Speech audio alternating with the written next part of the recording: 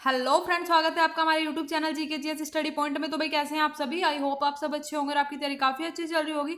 तो आज हम आपके लिए लेकर के आ गए जीके के टॉप 35 प्लस क्वेश्चन, जो कि काफी ज्यादा इंपॉर्टेंट रहने वाले हैं। एक एक क्वेश्चन प्रीवियस पेपर में पूछा गया है। तो भाई प्लीज वीडियो को पूरा वॉच कीजिएगा और अगर वीडियो अच्छी लगे तो वीडियो को लाइक एंड शेयर जरूर से कर दीजिएगा और हमारे चैनल पर नए हैं तो चैनल को सब्सक्राइब करके बेल आइकन को जरूर से प्रेस कर लीजिएगा ताकि आपके पास हमारी डेली वीडियो की नोटिफिकेशन टाइम से पहुंच जाए। देख लेते हैं आज का फर्स्ट क्वेश्चन। विश्व की रोटी की टोकरी किस क्षेत्र को कहा जाता है। तो भाई बात करें विश्व की रोटी की टोकरी की, तो विश्व की रोटी की टोकरी कहा जाता है प्रियरी क्षेत्र को। ऑप्शन नंबर बी हमारा यहाँ पे राइट आंसर हो जाएगा। और भाई अगर बात करें हम भारत की रोटी की टोकरी, आपसे पूछा जाएगी भारत की रोटी की टोकरी किस क्षेत्र को कहा जाता है, तो भाई ये कहा जाता है हरियाणा को। ये भी आप नोट डाउन कर लीजिएगा क्योंकि ये प्रीवियस पेपर में पूछा गया है। तो भाई काफी ज्यादा इंपॉर्टेंट है, हरियाणा को कहा जाता है भारत की रोटी की टोकरी। ठीक है, बढ़ते हैं नेक्स्ट क्वेश्चन की ओर। परिसीमन आयोग का अध्यक्ष कौन होता है। तो भाई बात करें परिसीमन आयोग की, तो परिसीमन आयोग के अध्यक्ष होते हैं मुख्य निर्वाचन आयुक्त। ऑप्शन नंबर डी हमारा यहाँ पे राइट आंसर हो जाएगा। ठीक है भाई, देख लेते हैं थर्ड क्वेश्चन। संविधान के किस अनुच्छेद में बाल श्रम का निषेध किया गया है। तो भाई बात करें बाल श्रम निषेध की, तो भाई संविधान के अनुच्छेद 24 में किया गया है। Option number A right answer हो जाएगा। आर्टिकल 24 में बाल श्रम निषेध किया गया है। ठीक है, बढ़ते हैं नेक्स्ट क्वेश्चन की ओर। विश्व में सर्वाधिक इलायची का उत्पादन कहाँ होता है। तो भाई बात करें हम विश्व की, तो विश्व में सर्वाधिक इलायची का उत्पादन होता है ग्वाटेमाला में। Option number C right answer हो जाएगा। और अगर हम भाई बात करें भारत में सर्वाधिक इलायची का उत्पादन कहाँ होता है, तो ये भाई केरल में होता है सर्वाधिक इलायची का उत्पादन। ठीक है, भारत की बात करें तो केरल में, और अगर विश्व में सर्वाधिक इलायची की बात करें तो ग्वाटेमाला में होता है। ठीक है, दोनों चीजों को नोट डाउन कर लीजिएगा, प्रीवियस पेपर में पूछे गए क्वेश्चन है। नेक्स्ट देख लेते हैं, नेक्स्ट क्वेश्चन देख लेते हैं। केंद्रीय जांच ब्यूरो सेंट्रल इन्वेस्टिगेशन ब्यूरो की स्थापना किस वर्ष की गई थी। तो भाई सेंट्रल इन्वेस्टिगेशन ब्यूरो की स्थापना की बात करें तो 1952 में की गई थी। ऑप्शन नंबर ए हमारा यहाँ पे राइट आंसर हो जाएगा। ठीक है, नेक्स्ट देख लेते हैं। मोइनुल हक स्टेडियम कहाँ स्थित है। तो भाई बात करें मोइनुल हक स्टेडियम की, तो ये स्थित है पटना में। Option number D right answer हो जाएगा हमारा यहाँ पे। नेक्स्ट देख लेते हैं। सरदार पटेल स्टेडियम कहाँ स्थित है। तो भाई बात करें सरदार पटेल स्टेडियम की, सरदार पटेल स्टेडियम स्थित है अहमदाबाद में। Option number C right answer हो जाएगा हमारा। नेक्स्ट देख लेते हैं। अम्लीय जठर रस का पीएच मान कितना होता है। तो भाई बात करें अम्लीय जठर रस की, तो इसका पीएच मान होता है 1.5। ऑप्शन नंबर बी हमारा यहाँ पे राइट आंसर हो जाएगा। देख लेते हैं नेक्स्ट क्वेश्चन। पृथ्वी के क्रोड़ में किन की प्रधानता होती है। तो भाई पृथ्वी की जो एक परत होती है क्रोड़, तो भाई उसमें किसकी प्रधानता होती है, किस किस चीज से मिलकर बना होता है वह। तो भाई लोहा और निकिल, तो ये दोनों से मिलकर बना होता है, लोहा और निकिल से। तो ऑप्शन नंबर सी हमारा यहाँ पे राइट आंसर हो जाएगा।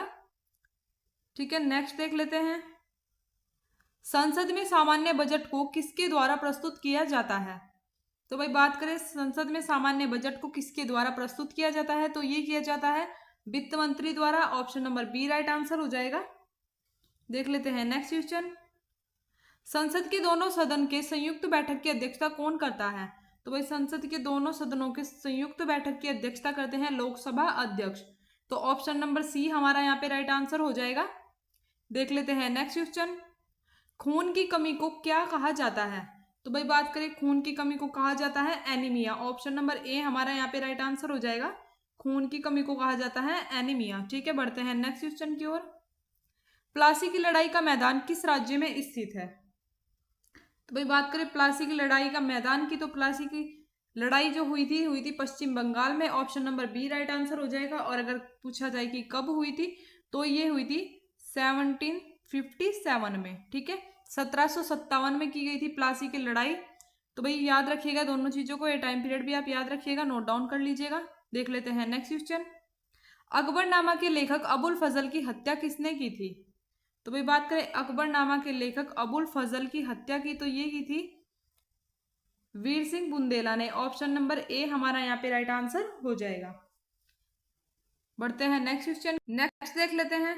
भारतीय रिजर्व बैंक का मुख्यालय कहाँ स्थित है। तो भाई बात करें भारतीय रिजर्व बैंक के मुख्यालय की, तो ये स्थित है मुंबई में। Option number B right answer हो जाएगा। और अगर आपसे पूछा जाए कि भारतीय रिजर्व बैंक की स्थापना कब की गई थी, तो भाई ये की गई थी 1935 में। 1935 में कोलकाता में की गई थी भारतीय रिजर्व बैंक की स्थापना, ठीक है, जिसका मुख्यालय मुंबई में स्थित है। तो भाई ये याद रखिएगा आप दोनों चीजें। बढ़ते हैं नेक्स्ट क्वेश्चन की ओर। फ्रांस की राजधानी कहाँ स्थित है? तो भाई बात करें फ्रांस की राजधानी की, तो फ्रांस की राजधानी पेरिस में स्थित है, ठीक है। ऑप्शन नंबर ए यहाँ पे राइट आंसर हो जाएगा। नेक्स्ट बढ़ते हैं नेक्स्ट क्वेश्चन की ओर। बोल्शेविक क्रांति के नायक कौन थे? तो भाई बोल्शेविक क्रांति के नायक थे लेनिन। ऑप्शन नंबर सी हमारा यहाँ पे राइट आंसर हो जाएगा। और अगर आपसे पूछा जाए इसका टाइम पीरियड कि कब से कब तक हुई थी, तो भाई ये हुई थी मार्च 1917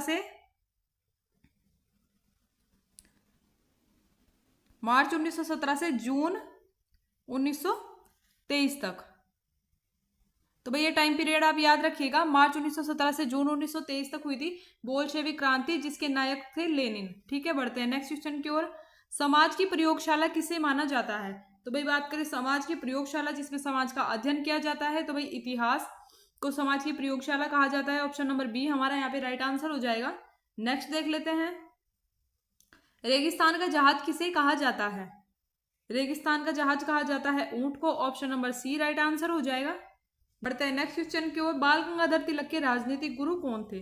तो भाई बात करें बाल गंगाधर तिलक के राजनीतिक गुरु की, तो ये थे Dadabhai Naoroji. Option number A right answer हो जाएगा हमारा। बढ़ते हैं नेक्स्ट क्वेश्चन की ओर। एक पौधे पर दूसरा उगने वाला पौधा क्या कहलाता है? तो भाई एक पौधे के ऊपर अगर दूसरा पौधा उगता है तो उसे कहा जाता है epiphyte. Option number B right answer हो जाएगा। एपीफाइट उसे कहा जाता है, ठीक है। बढ़ते हैं नेक्स्ट क्वेश्चन की ओर। ऋग्वैदिक आर्यों की भाषा क्या थी? तो भाई बात करें ऋग्वैदिक आर्यों की भाषा की, तो वे संस्कृत भाषा बोलते थे। Option number A right answer हो जाएगा। नेक्स्ट देख लेते हैं। गुलाम वंश का अंतिम शासक कौन था? तो भाई गुलाम वंश का अंतिम शासक Shamsuddin Kaimurs. Option number C right answer हो जाएगा। शमशुद्दीन कैमूर्स गुलाम वंश के अंतिम शासक थे। और अगर बात करें गुलाम वंश की स्थापना किसने की थी और गुलाम वंश के पहले शासक कौन थे, तो भाई option number A right answer हो जाएगा। कुतुबुद्दीन ऐबक ने गुलाम वंश की स्थापना की थी और यही पहले शासक थे, ठीक है। बढ़ते हैं नेक्स्ट क्वेश्चन की ओर। मधुबनी चित्रकला किस राज्य से संबंधित है? तो भाई ये मोस्ट इंपोर्टेंट क्वेश्चन है, काफी बार एग्जाम में पूछा गया क्वेश्चन है मधुबनी चित्रकला। तो भाई इसको अच्छे से आप नोट डाउन कर लीजिएगा। मधुबनी चित्रकला किस राज्य से संबंधित है? तो ये बिहार राज्य से संबंधित है। ऑप्शन नंबर डी हमारा यहाँ पे राइट आंसर हो जाएगा। नेक्स्ट क्वेश्चन देख लेते हैं। एक राष्ट्र एक नेता का नारा किसने दिया था? तो भाई बात करें एक राष्ट्र एक नेता के नारा दिया था हिटलर ने। Option number A right answer हो जाएगा हमारा। देख लेते हैं नेक्स्ट क्वेश्चन। बहिष्कृत भारत के संपादक कौन थे? तो भाई बहिष्कृत भारत के संपादक थे Bhimrao Ambedkar. Option number C right answer हो जाएगा। भाई ये एक मराठी भाषा का समाचार पत्र था जिसको भीमराव अंबेडकर ने संपादित किया था अप्रैल 1927 में, ठीक है। भाई टाइम की बात करें तो 1927 में, अप्रैल 1927 में इसका संपादन किया गया था भीमराव अंबेडकर के द्वारा और ये मराठी भाषा का समाचार पत्र था, ठीक है। नेक्स्ट देख लेते हैं। भारत में सहायक संधि का प्रयोग सर्वप्रथम किसने किया था? तो भाई बात करें भारत में सहायक संधि के प्रयोग की, तो ये सर्वप्रथम किया था डुप्ले ने। Option number C right answer हो जाएगा। बढ़ते हैं नेक्स्ट क्वेश्चन की ओर। राष्ट्रीय स्वास्थ्य बीमा योजना किसके द्वारा प्रारंभ की गई? तो भाई राष्ट्रीय स्वास्थ्य बीमा योजना की बात करें तो ये प्रारंभ की गई थी श्रम मंत्रालय द्वारा। Option number A right answer हो जाएगा हमारा। देख लेते हैं नेक्स्ट क्वेश्चन। लोक लेखा समिति में सदस्यों की संख्या कितनी होती है? तो भाई लोक लेखा समिति में सदस्यों की संख्या होती है 22। ऑप्शन नंबर सी हमारा यहाँ पे राइट आंसर हो जाएगा। नेक्स्ट क्वेश्चन की ओर। भारत का सबसे उच्च खेल पुरस्कार कौन सा है? तो भाई बात करें भारत के सबसे उच्च खेल पुरस्कार की, option number A right answer हो जाएगा। राजीव गांधी खेल रत्न पुरस्कार। और अगर आपसे पूछा जाए कि इसकी शुरुआत कब हुई थी, तो भाई 1991 में इसकी शुरुआत की गई थी, ठीक है। और ये किसके द्वारा दिया जाता है? तो खेल और युवा मामलों के मंत्रालय द्वारा दिया जाता है खेल रत्न पुरस्कार, ठीक है।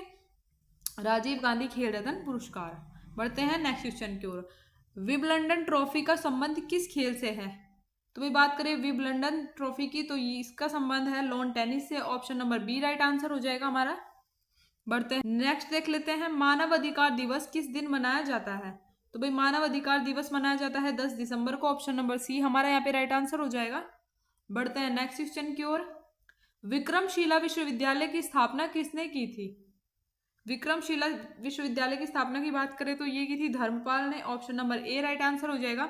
और कब की थी अगर आपसे पूछा जाए तो 1203 में यह की गई थी। ठीक है, विक्रमशिला विश्वविद्यालय की स्थापना। बढ़ते हैं नेक्स्ट क्वेश्चन की ओर। भारत में हिंदी के बाद दूसरी सर्वाधिक बोली जाने वाली भाषा कौन सी है?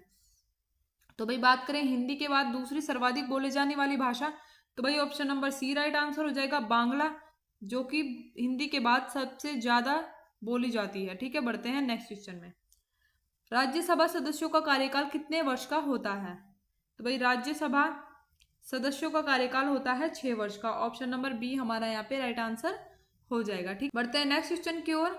फलों के मीठे स्वाद का क्या कारण होता है? तो भी बात करें फलों के मीठे स्वाद के कारण की, तो इनमें पाया जाता है फ्रक्टोज। ठीक है, जिस कारण फलों का स्वाद मीठा होता है। ठीक है, बढ़ते हैं नेक्स्ट क्वेश्चन की ओर। मैगस्थनीज किसके शासनकाल में भारत आया था? तो भाई मैगस्थनीज भारत में आए थे चंद्रगुप्त मौर्य के शासनकाल में। Option number B right answer हो जाएगा हमारा। Next question. मुंबई स्थित गेटवे ऑफ इंडिया का डिजाइन किसने तैयार किया था? तो भाई बात करें गेटवे ऑफ इंडिया के डिजाइन की, तो ये तैयार किया था जॉर्ज विवेट ने। Option number B right answer हो जाएगा। और अगर बात करें गेटवे ऑफ इंडिया कब बनाया गया था, तो भाई 11 मार्च 1911 को